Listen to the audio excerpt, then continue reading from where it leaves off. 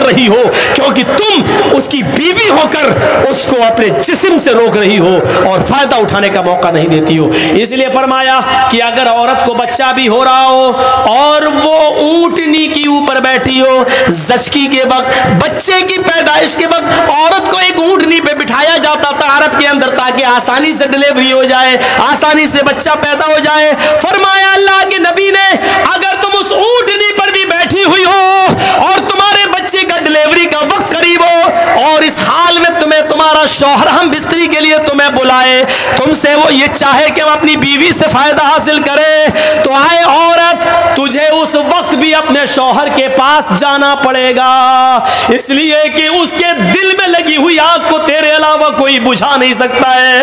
अगर उसके दिल की आग को तूने नहीं बुझाया तो तेरा शौहर गलत काम में पड़ सकता है, इधर उधर जा सकता है, उसके खिरमन में आग लग सकती है, वो गलत रास्ते पर जा सकता है। फरमाया कि औरत को इस हाल में भी अपने शौहर के पास आना पड़ेगा और इस पोजीशन में भी वो अपने शौहर को अपने जिस्म से नहीं रोक सकती हो। सुन लो, अल्लाह के नबी फरमाते हैं, अगर तुम चूल्हे पर भी बैठी हो, रोटियां पका रही हो, आग जल रही हो, रोटी जलती है तो जल जाने दो, अगर तुम्हारा शौहर तुम्हें बुलाता है कि तुमसे कुछ फायदा हासिल करे तो तुम चूल्हे को छोड़कर, रोटियां पकाना छोड़कर अपने शौहर के पास जाओगी, उसके अरमान को पूरा करोगी, उसके दिल के मकसद को पूरा करोगी। इसमें ना नू नहीं होना चाहिए। मेरी माँ बहनों, ये तुम्हारा घर बनाने के लिए मोहम्मदुर रसूलुल्लाह ने इस हद तक इजाजत दी है, इस हद तक हुक्म दिया है औरतों को,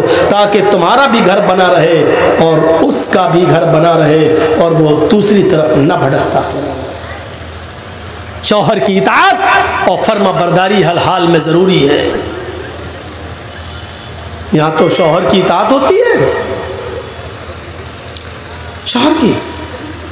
अल्लाह के रसूल अपनी बीवी की तारीफ कर रहे हैं, आयशा सिद्दीक़ा की, तो आयशा भी तारीफ कर रही हैं। और इधर तो हाल ये होता है कि औरतें जल्दी तारीफ करती नहीं है शौहर की। जिंदगी भर नाजो नेमतों से पालता रहा हो, एक मर्तबा उसकी आप मर्जी के खिलाफ काम कर दीजिए या एक मर्तबा थोड़ा सा उसको पैसा वैसा कम मिल जाए तो क्या कहेगी, जिंदगी में कभी सुकून मिला है तुम्हारे घर? पूरी जिंदगी पे पानी फेर देगी आपकी, पूरी जिंदगी पे पानी फेर देगी, पूरी जिंदगी पर। सुना वो किस्सा, एक पीर साहब थे, उनकी बीवी उनको पीर ही नहीं मानती थी। अब तेरे जैसे 336 पीर रोज देखती हूँ।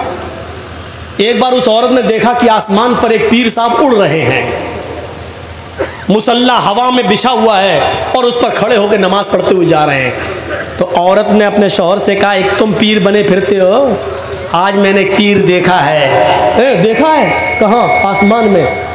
कैसे देखा? का मुसल्ला बिछाया था। अच्छा, हवा में उड़ रहा था। बीवी ने कहा, हाँ तुम्हें कैसे मालूम? नमाज पढ़ रहा था ना। हाँ, हवा में उड़ रहा था ना। हाँ, वो मैं ही तो था। उसका शौहर बोला, वो मैं ही तो था। बीवी झट से कहती, हाँ मुझे लगा कि तुम थे। कहा क्यों? कहा इसीलिए तो टेढ़े टेढ़े उड़ रहे थे, उड़ना नहीं आ रहा था तुम्हें, फिर कभी निकाल दी। अभी तक उसकी तारीफ कर रही थी, जब सुना कि ये कह रहा कि वो मैं ही तो था तो कह दी तभी तो टेढ़े टेढ़े उड़ रहे थे। और एक मुरीद ने अपने पीर को ख्वाब में देखा कि जन्नत में घूम रहे हैं, 70 हूरों के बीच में बैठे हुए हैं। हमारे पीर साहब जन्नत के शहद और दूध की नहरों में गोते लगा रहे हैं। सुबह आँख खुली उनकी, कहने लगे अपने पीर साहब को जाके खुशखबरी सुना दूं कि अरे तुम तो जन्नती आदमी हो। जैसे ही पीर साहब गए, पीर साहब के घर मुरीद गया, उसने दरवाजे को दस्तक दी तो क्या देख रहा, अंदर आवाजें आ रही हैं, तड़ा तड़ा तड़ा तड़ा। उसने झांक के देखा, शायद पीर साहब पिट रहे हैं। उसने सुराख से ऐसी झांक के देखा तो क्या देखता है कि पीर साहब की बीवी झाड़ू से पीट रही है पीर को। वो कहता, अरे यार ये क्या हो गया, मैंने तो ख्वाब में देखा कि पीर साहब जन्नत में घूम रहे हैं, 70 हूरों के बीच में बैठे हुए हैं, यहाँ तो एक नहीं सब अल्लाह ही इनसे। ये बेचारा जाने लगा, पीर साहब दरवाज़ा खोलते, ए कहाँ जा रहे हो? मैं जा रहा हूँ घर। इधर आओ। क्यों आए थे? अरे कुछ नहीं यार, आया था बहुत बड़ी खुशखबरी सुनाने, लेकिन अब मूड ख़राब हो गया मेरा, मैं जा रहा हूँ। कहा क्या हुआ? अरे क्या क्या हुआ यार, अरे बताओ ना क्या हुआ, क्या परेशानी थी? अरे कुछ नहीं पीर साहब, रात में मैंने ख्वाब में देखा था कि 70 हूरों के बगल में आप बैठे, वो इधर से बोसा ले रही है, वो इधर से पकड़ रही है, और आप मस्त हैं, दूध की और शहद की नहरों में गोते लगा रहे हैं, जन्नत की नेमतों से मुस्तफीद हो रहे हैं। मैंने सोचा कि आपको खुशखबरी सुना दूं, यहाँ देख रहा हूँ कि आप झाड़ू से पिट रहे हैं, इतना बुरा हाल आपका। तो पीर साहब हार मानने वाले कब हैं? पीर साहब ने कहा, मेरे मुरीद, तुमने ख्वाब तो बिल्कुल सही देखा, ख्वाब में मैं ही था, खाक तुम थे, यहाँ झाड़ू से पिट रहे हो मैं था। अरे सुनो तो पहले, तुमने ख्वाब में जो मुझे देखा जन्नत में, वो बिल्कुल सही देखा, वो अल्लाह ने मुझे ही को जन्नत दी है, लेकिन वो जन्नत मिली कैसे वो तुम्हें मालूम है? कहा मैं क्या जानूं? कहा अपनी बीवी के हाथ से रोज झाड़ू से पिटता हूं और उसी पर सब्र करता हूं, इस सब्र के बदले में अल्लाह ने मुझे जन्नत दी है। पीर साहब हार मानने वाले कब हैं? मौलवी और पीर कभी हार मानता है? कभी नहीं मानता। वो कौवे और कबूतर वाला चुटकुला सुने हैं ना आप? एक शिकारी के जाल में कौवा भी फंस गया और कबूतर भी फंस गया। तो कौवा भी रो रहा था, कां कां कां, कबूतर भी गुड़ गुड़ गुड़ फंस गया। तो कौवे को गुस्सा आया, कौवे ने कहा चुप, गुड़ गो करते करते कान पका दिए मेरे। तो कबूतर बोला, तू भी तो कांव कांव कांव कांव कर रहा है, तूने तो मेरे कान पका दिए। तो कौवा बोला, बे मैं तो इसलिए रो रहा हूं कि कबूतर बोला, अरे मैं तो इसलिए रो रहा हूं कि मैं तो हलाल हूं और ये शिकारी मुझे जाल से निकालेगा और काट के ज़िबा करके खा जाएगा, मुझे तो कटना ही कटना है, इसलिए मैं रो रहा हूं। तूने कांव कांव कांव कांव करके मेरे कान काय पका दिए, चुप। कौवा बोला, मैं तुमसे ज्यादा परेशान हूं। कबूतर बोला, मुझसे ज्यादा परेशान हो? अरे तू तो हराम है, तुझे तो जाल से निकाल के उड़ा देगा शिकारी, तेरा क्या करेगा? या पिंजड़े में बंद कर देगा तो खाना पानी देगा, तू कटेगा थोड़ी, हमें तो कटना है। कौवा बोला, चुप, कटना है कटना है, ये जाल किसी जाहिल का नहीं है जिसमें हम फंसे हैं, ये एक मौलवी साहब का जाल है जिसमें हम फंसे हैं। कबूतर बोला, क्या हाँ? तो कबूतर ने पूछा कि मौलवी साहब का जाल हुआ तो क्या हुआ? करे मौलवी पे कोई भरोसा नहीं, कब कौवे को भी हलाल का फतवा दे के काट के खा जाए। मैं तुमसे ज्यादा परेशान हूं, तुमसे ज्यादा परेशान हूं। मौलवी कभी हार मानता नहीं, पता नहीं कब फतवा दे दे कौवा भी हलाल है, या ये कह दे काला कौवा हलाल है, या ये कह दे कि 2 पैर वाला कौवा हलाल है। उसका कोई भरोसा नहीं, कब हलाल का फतवा दे और हमको काट के खा जाए। मौलवी पीर कभी नहीं हारता, कभी नहीं, सब परेशान है इनसे।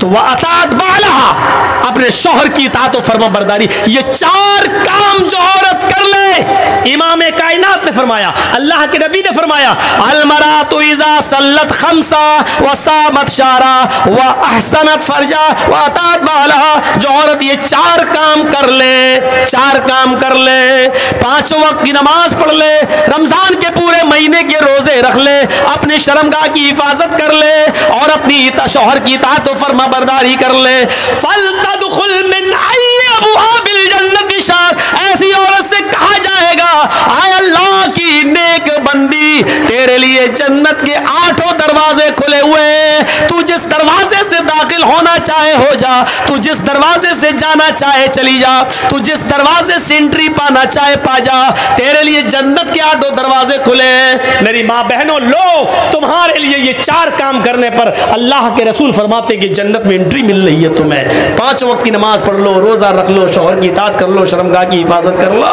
जन्नत में दाखिल हो जाओ। ये जन्नत में जाने का एक रास्ता है।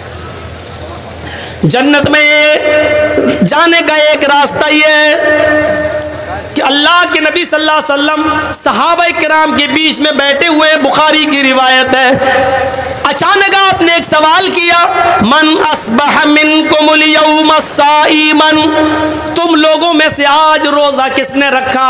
नफली रोजे की बात हो रही है, फर्ज रोजे तो सब रखते थे। आए सहाबियों बताओ, तुम लोगों में से नफली रोजा किसने रखा? फ़क़ाम अबू बकर फ़क़ाला अना या रसूल अल्लाह, अबू बकर सिद्दीक़ उठते और कहते हैं, अल्लाह के रसूल मैंने।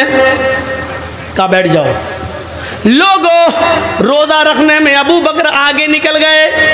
अब दूसरा सवाल बताओ, मन अतामा मिनकुमुल यौम मिस्कीनन, तुम लोगों में से आज किसी मिस्कीन को खाना, किसी भूखे को खाना किसने खिलाया?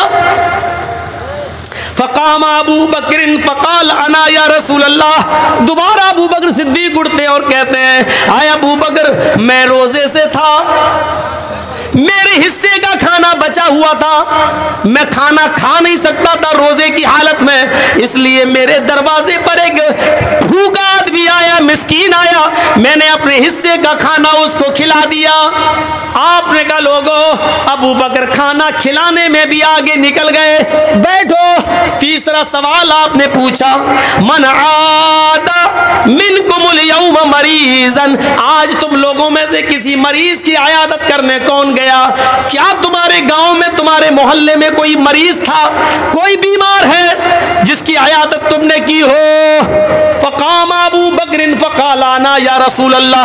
तीसरी बार भी अबू बकर सिद्दीक उठते और कहते हैं, अय अल्लाह के नबी, मेरे गांव में फला फला बीमार था, आज मैं उसके घर गया और उसकी आयादत करके आया। आपने फरमाया लोगों, ये तीसरी नेकी भी अबू बकर के खाते में गई, ये तीसरे काम में भी अबू बकर आगे निकल गए। आए अबू बकर बैठ जाओ, अब आखिरी सवाल बताओ, कौन है जिसने ये काम किया हो? मन तबिया मिनकुमुल यौम जनाज़तन, आज कौन ऐसा आदमी है जो किसी जनाजे के पीछे पीछे कब्रिस्तान तक गया है, नमाज जनाजा से लेकर कब्रिस्तान तक जाकर उसको मिट्टी तक दिया है? कौन ऐसा है जिसने जनाजे की नमाज से लेकर कांधा देने से लेकर मिट्टी तक दी हो, कब्र तक पहुंचा हो और उसको मिट्टी देकर आया हो? कोई है जो जनाजे के पीछे पीछे चला हो? फ़क़ाम अबू बकर फ़क़ाल अना। चौथी बार भी अबू बकर सिद्दीक उठे और खड़े होकर कहने लगे, हाय अल्लाह के नबी, आज मेरे यहाँ किसी की मिट्टी हो गई, इंतकाल हो गया, मैं उसके जनाजे में गया, मैंने उसकी जनाजे की नमाज भी पढ़ाई, बल्कि मैं कब्र में भी उतरा, मैंने उसकी बॉडी को कब्र में उतारा भी, और कब्र में उतारने के बाद फिर मैंने मिट्टी भी दी, मैंने ये काम भी किया है। अब अल्लाह के नबी खड़े होते हैं और फरमाते हैं, जिस इंसान के अंदर ये चार खूबियां एक ही दिन में जमा हो जाएं, जिस इंसान के अंदर ये चारों खूबियां जमा हो जाएं, जो नफली रोजा भी रखता हो, जो मिस्कीन को खाना भी खिलाता हो, जो मरीज की आयादत भी करता हो, और जो जनाजे के पीछे पीछे चलता हो, वजबत अलैहिल जन्नह, अल्लाह रब्बुल आलमीन ऐसे शख्स के ऊपर जन्नत को वाजिब कर देता है। वो आदमी जन्नत के अंदर